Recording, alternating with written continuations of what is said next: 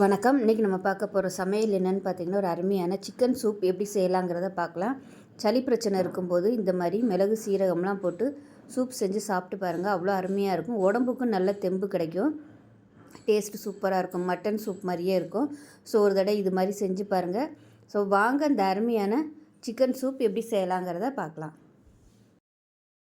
ஒரு mixie jar எடுத்துக்கலாம். இதில் வந்து 10 சின்ன வெங்காயம் சேர்த்துக்கலாம். இது கூடவே ஒரு 5 பல் பூண்டு, நல்ல பெரிய பல்லாக 5 பல் பூண்டு சேர்த்துக்கலாம். இஞ்சி வந்து ஒரு 4 துண்டு சேர்த்துக்கலாம். பூண்டு வந்து அதிகமாகவும் இஞ்சி கம்மியாகவும் எடுத்துக்கோங்க. 1 டேபிள் ஸ்பூன் வர கொத்தமல்லி, அதாவது தனியா விதை சேர்த்துக்கலாம். 1/2 டேபிள் ஸ்பூன் சீரகம் சேர்த்துக்கலாம். 1/4 டேபிள் ஸ்பூன் மிளகு சேர்த்துக்கலாம். இப்போ இது எல்லாத்தையுமே தண்ணி ஊற்றாமல் நல்லா அரைச்சிட்டு வந்துட்டு பார்க்கலாம். இப்போ ஒரு குக்கர் எடுத்துக்கலாம். நல்லா ஒரு 2 டேபிள் ஸ்பூன் வர மாதிரி வெண்ணெய் சேர்த்துக்கலாம். சூடாகட்டும். மீடியமான ஃப்ளேமில் சூடாகட்டும். வெண்ணெய் சேர்த்தா ஃப்ளேவர் வந்து நல்லாயிருக்கும். இப்படி வெண்ணெய் இல்லைன்னா சாதாரண நல்லெண்ணெய் கூட நீங்கள் சேர்த்துக்கலாம். நல்லெண்ணெய் இல்லை ரீஃபைண்ட் ஆயில் கூட சேர்த்துக்கலாம்.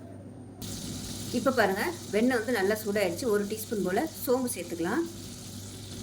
இப்போ இதில் கருவேப்பிலை சேர்த்துக்கலாம். அதே மாதிரி புதினா இலை கொஞ்சமாக சேர்த்துக்கலாம். நல்லா ஃப்ளேவராகவும் இருக்கும். நல்லா வதக்கி விட்டுக்கலாம். இப்போ இதில் 1 கை அளவுக்கு பெரிய வெங்காயம் நீளமாக நறுக்குனதை சேர்த்துக்கலாம். சின்ன வெங்காயத்தை நம்ம அரைச்சிட்டோம். இது சும்மா தாளிக்கிறதுக்கு மட்டும்தான். அதனால் இந்த அளவுக்கு சேர்த்தா போதும். இப்போ இதில் 2 பச்சை மிளகாயை நல்லா உடச்சிட்டு சேர்த்துக்கலாம். இப்போ எல்லாமே லேசாக வதங்கிடுச்சு. ரொம்ப வதக்கணும்னு அவசியம் இல்லை. ஏன்னா நம்ம குக்கரில் வைக்க போகிறோம். அதனால் லேசாக வதக்கினா போதும். இதில் 50 கிராம் அளவுக்கு எலும்பு உள்ள சிக்கன் வந்து எடுத்திருக்கேன். இதை சேர்த்துக்கலாம். நல்லா கழுவிட்டு எடுத்துருக்கேன். இதை சேர்த்துக்கலாம். சேர்த்துட்டு நல்லா வதக்கி விட்டுக்கலாம் அந்த சிக்கனை இதை விட இன்னும் சின்ன சின்னதாக கட் பண்ணுறதுனாலும் கட் பண்ணிக்கலாம். நான் வந்து கொஞ்சம் பெருசாக தான் போட்டிருக்கேன். ஏன்னா வெந்து வரும்போதும் சுருங்கிடும். அதனால் கொஞ்சம் பெருசாக நான் போட்டிருக்கேன். உங்களோட விருப்பத்துக்கு தகுந்த மாதிரி சேர்த்துக்கோங்க. எலும்போடு சேர்த்து சூப்பு செய்யுங்க. அப்போ தான் நல்லது, நல்ல சத்து கிடைக்கும். பாருங்கள், நல்லா வதக்கி விட்டாச்சு. இப்போ இதில் மீடியம் சைஸாக ஒரு தக்காளி கட் பண்ணி வச்சுருக்கேன். அதை சேர்த்துக்கலாம்.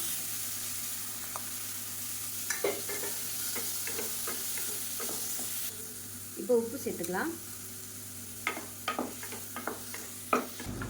இப்போ தக்காளி ஓரளவுக்கு நல்லா வதங்கிடுச்சு. இப்போ நம்ம அரைச்சி வச்சுருக்க இந்த வெங்காயம் இஞ்சி பூண்டு பேஸ்ட்டை சேர்த்துக்கலாம். இதுதான் அந்த சூப்புக்கு வந்து நல்ல ஒரு டேஸ்ட் கொடுக்கும். இங்கே இதே ரெசிபி நாட்டுக்கோழிலையும் பண்ணலாம். நாட்டுக்கோழியில் பண்ணுறதா இருந்தால் விசில் கூட வச்சு வைக்கணும். இப்போ இதையும் சேர்த்து வதக்கி விட்டுக்கலாம். இப்போ இதில் ஒரு 1/4 டேபிள் ஸ்பூன் அளவுக்கு மட்டும் மிளகாத்தூள் சேர்த்துக்கலாம். இது வந்து டேஸ்ட்டுக்காக தான், அதனால் கம்மியாகவே சேர்த்துக்கோங்க. அதே மாதிரி 1/4 டேபிள் ஸ்பூன் மஞ்சள் சேர்த்துக்கலாம். சேர்த்துட்டு நல்லா கிளறி விட்டுக்கலாம். தண்ணி வந்து நான் சூடு பண்ணி வச்சுருக்கிறேன். இப்போ அந்த தண்ணி வந்து நம்ம இதில் சேர்த்துக்கலாம். சிக்கனில் சூப் வந்து ஒரு 3 பேர் சாப்பிட்ற மாதிரி நான் வந்து தண்ணி ஊற்றுறேன். மெஷரிங் கப்பில் ஒரு 2 கப் அளவுக்கு தண்ணி ஊற்றிக்கலாம். இப்போ இது வந்து ஒரு 1/2 லிட்டர் அளவுக்கு தண்ணி இருக்கும். மெஷரிங் கப்பில் 2 கப் அளவுக்கு ஊற்றுனீங்கன்னா உங்களுக்கு 1/2 லிட்டர் கரெக்டாக வரும். இப்போ கலந்து விட்டுறலாம். கலந்து விட்டுட்டு உப்பு டேஸ்ட் பண்ணி பார்த்துக்கிட்டு உப்பு பத்தலைன்னா உப்பு சேர்த்துக்கலாம். சிக்கனுக்கு வந்து அளவான தண்ணி வச்சா போதும். மட்டன் எலும்பு சூப்பு பண்ணுற மாதிரி இருந்துச்சுன்னா நம்ம தண்ணி நிறைய ஊற்றணும். ஏன்னா அது விசில் விட்டு வரும்போது தண்ணி ஊற்றும். அதனால் தண்ணி வந்து நம்ம நிறைய ஊற்றுனோம்னா தான் கரெக்டான வற்றி வரும். இதுக்கு வந்து அப்படி கிடையாது. சிக்கன் வந்து சீக்கிரமாகவே வெந்துடும். ஒரு 2 விசில் வச்சோம்னாலே போதும். இப்போ நல்லா கொதிக்க ஆரம்பிச்சிருச்சு. இப்போ இதில் வந்து கொத்தமல்லியில் சேர்த்துக்கலாம். இதில் கொஞ்சமாக கொத்தமல்லியில் சேர்த்துட்டு மூடி வச்சிடலாம். மூடி வச்சுட்டு நல்லா ஒரு 2 விசில் விட்டுட்டு ஸ்டீம் போனதுக்கப்புறம் பார்க்கலாம். இப்போ விசில் விட்டு ஸ்டீமில் நல்லா இறங்கிடுச்சு. எப்படி இருக்குன்னு பார்க்கலாம்.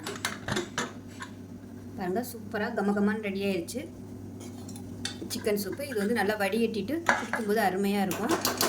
காய்ச்சல் சளி பிரச்சனை இருக்கும்போது இந்த மாதிரி சிக்கன் சூப் வச்சு சாப்பிடுங்க, நல்லாயிருக்கும். செஞ்சு பாருங்கள். செஞ்சு பார்த்துட்டு எப்படி வந்துச்சுங்கிறத சொல்லுங்கள். வீடியோ பிடிச்சிச்சின்னா லைக் பண்ணுங்கள், கமெண்ட் பண்ணுங்கள், சேனலை சப்ஸ்கிரைப் பண்ணுங்கள், பக்கத்தில் பெல் பட்டன்